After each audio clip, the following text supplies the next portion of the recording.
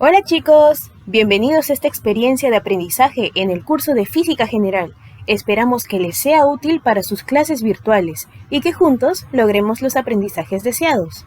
Sin más preámbulo, comenzamos con el primer tema, los vectores. Debemos reconocer y saber diferenciar una magnitud escalar de una magnitud vectorial. Para definir una magnitud escalar, solo nos basta con un número y sus respectivas unidades. Esto es porque esta magnitud debe de permanecer constante para cualquier tipo de observador. Como algunos ejemplos tenemos la masa, el volumen, la temperatura y la longitud. Y ahora, para poder determinar que una magnitud es vectorial, necesitamos conocer su módulo junto a su dirección y su sentido. Debe de tener presente todas estas componentes, ya que si solo faltara una, ya no podría ser considerada como una magnitud vectorial. Como algunos ejemplos tenemos al desplazamiento, la fuerza y la aceleración. Ahora hablaremos del vector. El vector se representa como una línea con una punta de flecha, que puede ser representada en el eje X, Y, Z, como veremos más adelante. Ahora hablaremos de sus características. Primero hablaremos de su dirección. Corresponde a la inclinación de la recta y representa el ángulo entre ella y un eje horizontal imaginario. También se pueden utilizar los ejes de coordenadas cartesianas X, Y, Z, y también se pueden utilizar los puntos cardinales para la dirección. 2. El módulo. Está representado por el tamaño del vector y se hace referencia a la intensidad de la magnitud. 3. Sentido. Está indicada por la punta de la flecha. No corresponde comparar el sentido de dos vectores que no tienen la misma dirección, de modo que se habla solamente de vectores con el mismo sentido o con sentido opuesto. Propiedades. Igualdad de los vectores. Son iguales si poseen la misma dirección y el módulo, como observamos en la figura correspondiente. Ahora hablaremos de la negativa de un vector. Poseen la misma magnitud, pero dirección opuesta. Se representa con un negativo delante, como podemos observar en la figura. Descomposición de un vector. Para hacer operaciones con vectores, es necesario representarlos matemáticamente con una serie de coordenadas, tantas como dimensiones tenga el espacio en que se representan. En este caso, visualizaremos la descomposición del vector A en el eje X, eje Y y eje Z. Estos ejes presentan ángulos de inclinación respecto al vector A. Si queremos hallar las coordenadas del vector A respectivas del eje X, Y y Z, ejecutamos la siguiente fórmula. A sub x es igual al módulo del vector A por el coseno de alfa. A sub y igual al módulo del vector A por el coseno de beta. Y A sub z igual al módulo del vector A por el coseno de gamma. Siempre y cuando cumpla con la condición de que el coseno cuadrado de alfa más el coseno cuadrado de beta más el coseno cuadrado de gamma sea igual a 1. Los componentes rectangulares se dan cuando el vector presenta dos componentes, de los cuales son perpendiculares entre sí. En la imagen siguiente podemos ver la descomposición del vector A en el eje X como A sub X y la descomposición del vector A en el eje Y como A sub Y. Para poder hallar A sub X, ejecutamos algunas fórmulas. Por ejemplo, A sub X es igual al módulo del vector A por el coseno de teta.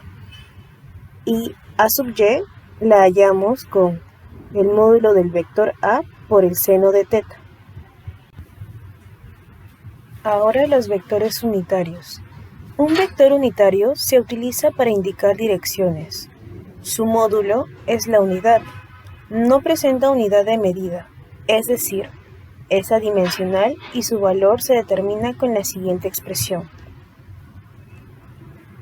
Por ejemplo, el vector unitario del vector v es igual al vector de v sobre el módulo del vector de v. Ahora hablaré de la suma y diferencia de vectores. Primero lo vamos a definir de una manera resumida.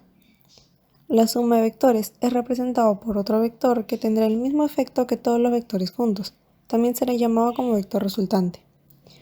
Para hallar la suma y diferencia de vectores contamos con dos métodos. El primer método, que está representado en la parte izquierda del PPT, se llama método del polígono o método geométrico, que consiste en colocar a los vectores uno en secuencia de otro de tal manera que la resultante se representa como la distancia entre el punto de inicio hasta el final.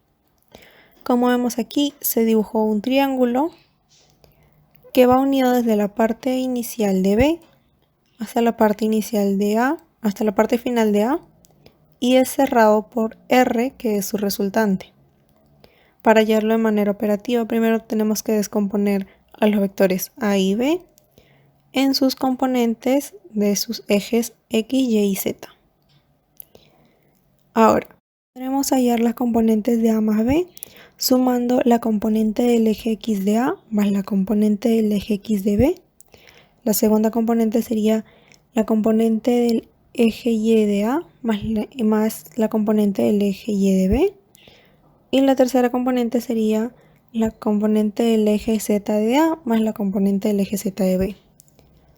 Con su resta se ve representada igual, solamente que se cambia de signo a menos. Bueno, ahora hablemos del segundo método que está representado en la parte derecha del PPT, que se llama método del paralelogramo o analítico. Este método solo puede ser usado para hallar la suma de dos vectores, donde se une a los dos vectores por sus puntos iniciales y trazamos paralelas a cada lado. Así como se ve representado en la figura, donde está unido las partes iniciales del vector A con el vector B y estas partes forman un ángulo. Así que lo completamos con otras dos líneas paralelas a estas, formando un paralelogramo. Y la resultante sería representada en la figura como la diagonal del paralelogramo. La fórmula pues es A más B, la raíz de el módulo de A cuadrado más el módulo de B al cuadrado más A por B por el coseno del ángulo que se forma entre A y B. Con A más B sería muy parecido. Sería también la raíz de A al cuadrado más B al cuadrado menos A por B por el coseno del ángulo formado entre A y B. Ahora le paso la voz a mi compañero Mauricio. Casos particulares en suma de dos vectores. Como se puede observar en la figura, estas propiedades se pueden aplicar únicamente cuando los dos vectores posean la misma magnitud. Esto nos podría ahorrar mucho tiempo al momento de operar, aunque pueden ser demostrados utilizando el método del paralelogramo o también conocido como el método analítico. Ahora hablaremos de tres casos más. Si los vectores apuntan hacia la misma dirección, el módulo de la resultante es máxima, como se puede observar en la figura correspondiente. Ahora, si dos vectores son perpendiculares entre sí, la resultante se determina con el teorema de Pitágoras. Eso también puede ser demostrado utilizando el método del paralelogramo. Si dos vectores poseen direcciones opuestas, el módulo de la resultante es mínima, ya que el ángulo que comprenden entre estos dos vectores es igual a 180. Producto de vectores. Se tiene dos tipos diferentes de productos de vectores, producto escalar o producto punto, que son dos vectores que se expresan como A.B y a pesar de ser vectores el resultado es en escalar. Los dos vectores puestos en un punto de inicio sus colas forman el ángulo φ. Este ángulo puede tomar valores de 0 grados hasta 180 grados. Se denota con la ecuación de A.B igual al producto de los módulos de A y B por el coseno de φ. El producto escalar puede tomar valores positivos, negativos y 0. Si está entre 0 grados a 90 grados abiertos será positivo. Si está entre 90 grados abierto hasta 180 grados será negativo. Y tomará el valor de 0 si está a 90 grados. Otra manera de calcular el producto escalar de A punto B teniendo de valores los componentes X, Y y Z. Es expandiendo el producto y usando los productos de los vectores unitarios, como podemos ver en la imagen, dando como resultado final A punto B igual a sub X por B sub X más A sub Y por B sub Y más A sub Z por B sub Z. Esto debido a que las otras multiplicaciones dan como resultado 0 y se puede demostrar con la ecuación de la primera. Producto vectorial. Se denota como AXB. Dos vectores en un mismo punto de inicio, sus colas puestas en un plano forman un ángulo phi de 80 grados hasta 180 grados, dando como resultado una cantidad vectorial perpendicular a los vectores A y B. Está expresado por la ecuación AXB igual al producto del módulo de A y B por el seno de phi. Un dato curioso es que el producto de la ecuación nunca es negativa, debido a ser una cantidad vectorial. Cuando son paralelos o antiparalelos, la ecuación da como resultado 0. La ecuación para calcular el producto vectorial usando sus componentes está dada por, como podemos ver en la imagen. Ahora hablaremos de la regla de la mano derecha. Es un método que se emplea para conocer el sentido del vector resultante de la multiplicación vectorial de dos vectores. Si nosotros tenemos la multiplicación vectorial A por B, colocamos los dedos de la mano derecha en sentido de la rotación de A hacia B, y con el dedo pulgar extendido indicaremos el sentido del producto vectorial, tal como se muestra en la imagen. Para poder comprender mejor el tema de vectores, daremos dos ejemplos. El primero sobre diagrama de cuerpo libre. En la imagen podemos ver cómo un niño empuja a otro. Dibujaremos el diagrama de cuerpo libre del niño que ha sido empujado. Demuestra 4 fuerzas: peso, normal, fuerza de empuje y fuerza de rozamiento.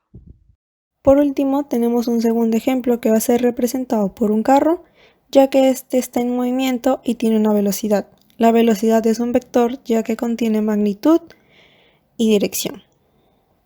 Y nada más, con eso damos concluida esta exposición. Espero sea de su agrado y pues nada más.